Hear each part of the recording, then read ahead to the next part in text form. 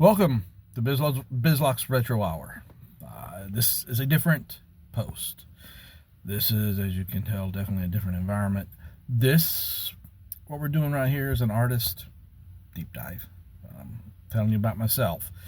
As you know, this channel, I developed it to do retro, to be able to delve in from shows of the past, the stuff that inspires myself and may inspire others, but also this site was built to help me establish a following, to establish interest, and to help sell my books when I start to publish them. So part of that, you guys need to know about me as an author and kind of go with it from there. So the author G.S. Freeman, he's just some guy who started to write a book.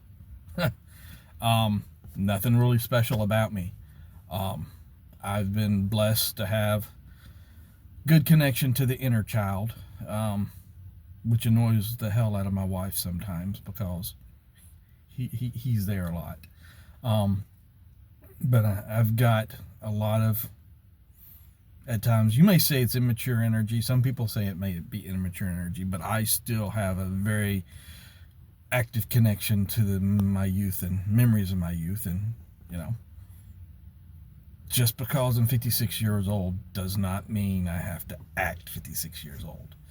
So with that being said, I have a good connection with my youth, my imagination, and everything to that extent. I have always wanted to be a storyteller. I've always wanted to write. But I wasn't the sharpest. In school, I wasn't the sharpest knife in the drawer. There were people who were a hell of a lot smarter than I was. I went through school just to get through school and get a diploma. And from there, I didn't go to higher education. I went in the military. Did my time there, got out, and went to work.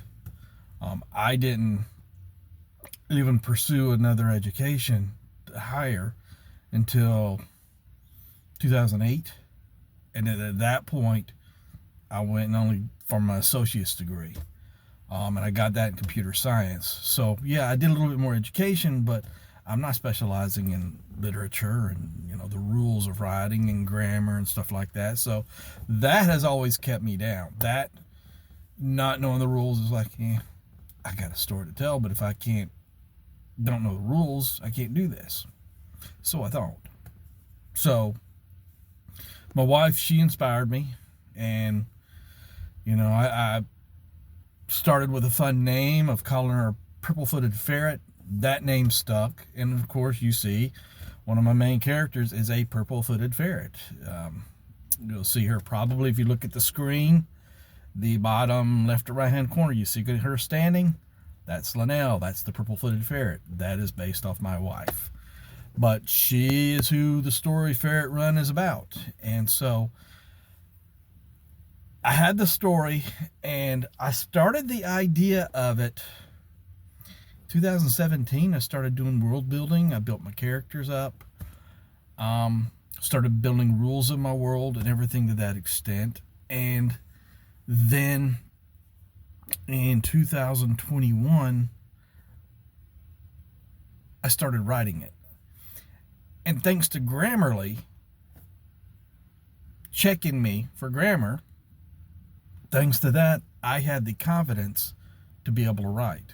And that is how I was able to write I am with confidence, because it would be there. It's like, you get the little red lines under it. So you don't have to know the rules, long as you can use software like that to help you with the rules. But with that, I wrote the book, did what editing I could, and handed it off to my editor. But I say that, and I share that with you to say that you don't have to have any kind of degree. You don't have to have a degree to use your imagination. You just have to use it. And then you just have to make the effort to create. As I was creating everything for Ferret Run, I wanted everything to be legit. You know, there has been some recent movies in which on this channel I will not point out the faults of today's movies. There are other channels out there that do far superior than what, and they express it far superior than I do. I feel the same way they feel, and I acknowledge what they do, but at the end of the day, I'm starting to write, and I'm not going, as I have in my past, I learn from other people's mistakes. And I see a lot of things going on nowadays in which characters get free rides because of certain situations. I'm not going to write that way. My characters, they've got a journey to take, and I'm going to throw everything that I can at them. They're not going to get an easy ride by no means. They are going to take it hard, because in character development, in storytelling, the hotter the fire, the stronger the iron, or something like that. And I feel the characters will grow based off the situations that they're in. And I refuse to give them an easy out for whatever reason. So with that being said, I like to consider myself, granted, you know, it's 2025, but I'm going to use the inspiration of the stuff from the past, the 70s, 80s, 90s maybe, to help with my storytelling.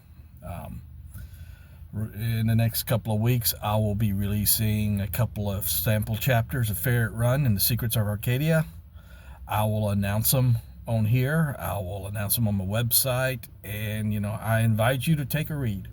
You might find yourself interested. You know, it's a story based on anthro characters. Somebody may call them furries. I don't think they're furries. They're anthro characters.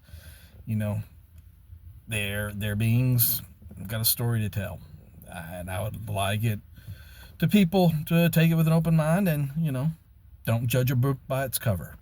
But anyhow, that's the update I wanted to give. For those of you who are still here, thank you for joining me. If you can, hit like, hit subscribe. Stick around for the videos. I should be getting ready to upload my first episode of Bizlock's Retro Hour within the next couple of days. I've got a big surprise on there. I'm not going to announce it now. You'll know it when you see it when I post it. But appreciate you tagging along.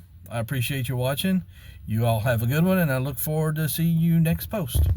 Y'all take care.